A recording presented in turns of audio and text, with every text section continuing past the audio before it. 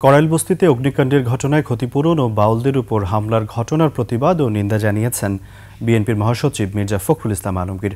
বিকেলে ঠাকুরগাঁও শহীদ মোহাম্মদ আলী সড়কে জেলা বিএনপি কার্যালয়ে নতুন ভবন উদ্বোধন শেষে সাংবাদিকদের তিনি বলেন, ঢাকার কাকরাইলবস্তিতে কয়েক হাজার মানুষ বাস করেন। আগুনের ঘটনায় তারা নিঃস্ব হয়ে গেছে। তাদের ক্ষতিপূরণ দিতে সরকারের প্রতি আহ্বান জানান মির্জা ফখরুল। সে সময়ে বাউল সমর্থকদের উপর হামলার ঘটনাকে ন্যাক্কারজনক এবং এ ঘটনার তীব্র নিন্দা জানান বিএনপির মহাসচিব। তাদের উপর হামলাকে উগ্রবাদী ও ধর্মান্ধদের কাজ বলে উল্লেখ করেন মির্জা ফখরুল ইসলাম আলমগীর।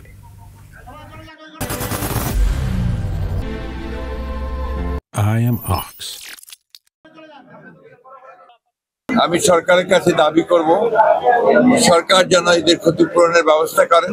আমি মনে করি বাউলদের উপর হামলা এটা একটা ন্যাক্কারজনক ঘটনা। আমরা এর তীব্র নিন্দা জানাই। এটা ডেফিনেটলি বাংলাদেশের যে আবহমানের যে সংস্কৃতি, গ্রামীণ বাংলা সংস্কৃতি, আমাদের এই বাউল যারা, তারা বাংলাদেশের অর্থনীতিতে মাঠে ঘাটে প্রান্তরে বাউল গান গেয়ে বেড়ায়।